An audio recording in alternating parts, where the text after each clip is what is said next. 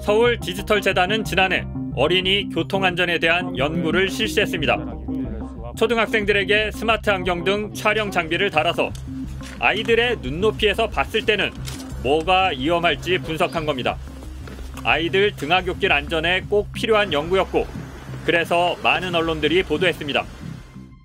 서울 디지털재단은 초등학교 저학년 어린이들의 시선에서 촬영한 영상을 분석한 결과 주정차 차량이 어린이의 시야를 가장 많이 방해하는 것으로 나타났다고 밝혔습니다. 초등학교 1학년에서 재단은 보도자료와 연구 보고서에서 직접 연구를 했다고 밝혔습니다. 그런데 이 연구, 사실은 외부의 용역업체가 한 것이었습니다. 한 용역업체가 재단에서 4,890만 원을 받아 연구한 뒤 제출한 보고서. 어린이들의 등하굣길 동선과 눈높이에서 바라본 위험 요소를 분석한 내용이 담겨 있습니다. 재단의 보고서와 비교했더니 사진과 동선 분석 자료가 완벽하게 일치합니다. 아이들의 시야를 가장 많이 가리는 건 주정차 차량이었고 15.4초마다 시야를 가로막는 방해물을 마주치게 된다는 연구 결과까지 재단 보고서와 똑같았습니다.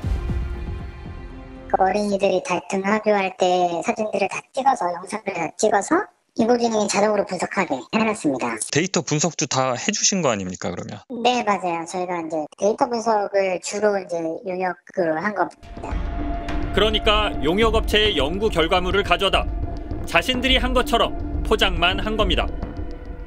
연구 파트에 지금 대부분 박사급으로 12명이 지금 있는 상황이에요. 그 연구 업무의 주요 대부분이 이제 본인들이 하는 게 아니라 용역이나 이제 아는 사람들하고 계약서를 쓰고 이제 용역을 진행하는 경우가 대부분이거든요. 지난 2019년 발표한 스마트시티 산업 실태조사 연구. 용역업체의 연구 보고서와 비교해봤더니 표지가 바뀌고 요약이 추가된 걸 빼면 완전히 똑같았습니다. 재단은 이 용역업체의 연구비로 1억 3,200만 원을 지급했습니다. 서울시 의회도 이런 문제를 여러 번 지적했습니다. 아니 그냥 용역해주고 공모하려면 뭐로 디지털 대전이 뭐가 필요해? 스마트 도시 정책관에서 직원들이 다 용모나 용역이나 공모 주면 되지. 서울 디지털대는 왜 설립이 됐고 지금 뭐 하고 있는가 할 정도로 잘 이해가 잘 안 됩니다. 아니, 직접 수행을 하지 않고 일부 용역을 통해서 뭘 하려고 하면 그렇게 많은 인원이 33명이나 인원이 필요해요. 비판이 쏟아지자 서울 디지털재단은 용역을 쓰지 않고 공동 연구나 외부 인력을 투입하는 방식으로 연구 방법을 바꿨다고 밝혔습니다. 그런데 재단 직원들의 말에 따르면 형식만 바뀌었을 뿐 실제는 이전과 똑같다고 합니다. 예산이라는 물적 공여를 하고 용역업체는 사람이라는 인적 공여를 했다, 이런 식으로 말도 안 되는 방식을 해서 사실상 용역을 주고 외부로는 이거 우리가 다 한 겁니다, 이런 식으로 하는 거죠. 이렇게 외부 전문 인력을 투입해 만든 고령층 친화 디지털 접근성 표준 연구. 연구 결과를 살펴봤습니다. 자막은 커야 한다. 천천히 설명해야 한다. 설명 대상은 커야 한다. 지시는 명확해야 한다. 용어는 이해하기 쉬워야 한다와 같은 내용입니다. 이런 연구 결과를 도출하는데 외부 전문가 인건비 등 총 3,200만 원을 썼습니다. 자막은 크고 선명해야 된다. 이건 누구나 초등학생들도 알 수 있는 내용인데 이게 시민들 세금 몇천 몇억 가지들 그런 연구 결과인지 한번 기자님도 한번 읽어보세요. 이게 상식인지 아니면 연구 결과인지 보시면은 좀 제 심정을 좀 이해하실 수 있어요.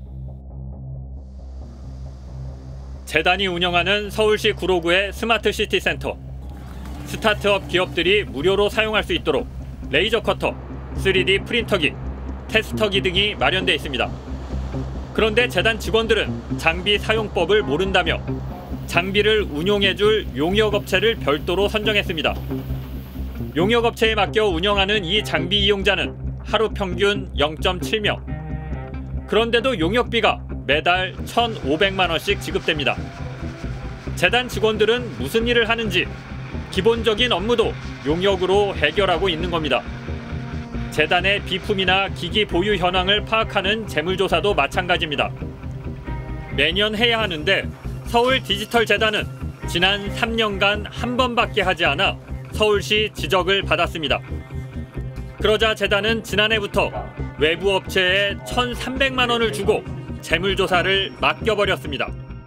있을 수밖에 없습니다. 왜냐면 저희가 이제 이 책상, 거상 뭐 되게 다양하거든요. 담당자가 한 명이고 한 명이 전체 저희가 공간이 상암동, 구로, 수서에도 하나 있어요. 이걸 다 할 수가 없어요.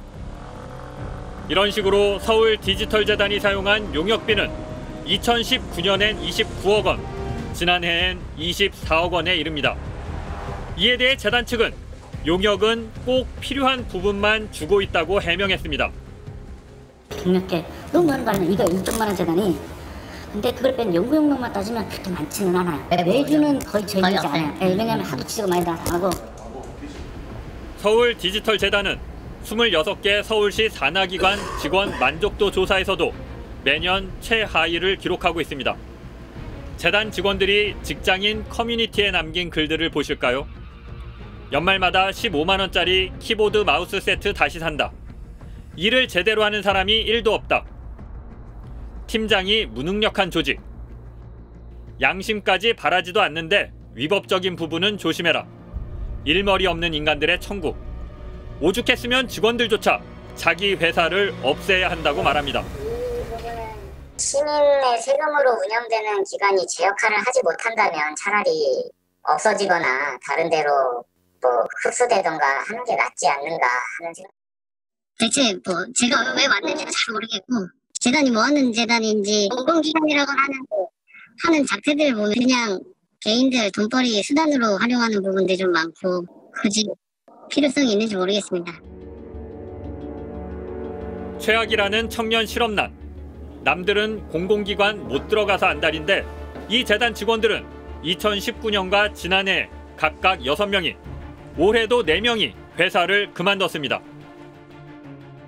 내가 그 사람들처럼 될까봐 한 10년, 20년 이렇게 나도 잘릴 걱정 없는 직장 계속 이렇게 아무 생각 없이 다니게 되면 저 사람들처럼 능력 없고 월급만 축내는 그냥 루팡이 돼갖고 그렇게 다니는 게 아닐까. 네, 안에 있는 직원들조차 우리 조직이 과연 필요하냐 이렇게 묻고 있군요. 네, 그렇습니다. 취재 과정에서 적지 않은 직원들을 만나 얘기를 나눠봤습니다. 그런데 상당수 직원들이 차라리 우리 재단을 없애야 한다. 다른 기관과 통폐합하는 게 맞다. 이렇게 얘기를 해서 좀 놀랐습니다. 야, 오죽하면 이런 얘기를 했겠어요. 그런데 장인수 기자, 이 공공기관의 도덕적 해이가 이렇게 심해진 이유는 뭡니까? 이 같은 문제가 쉽게 개선되지 않는 데는 구조적인 원인이 있었습니다. 문제의 원인이 무엇인지 산하기관에서 벌어진 실제 사례들을 통해 살펴봤습니다.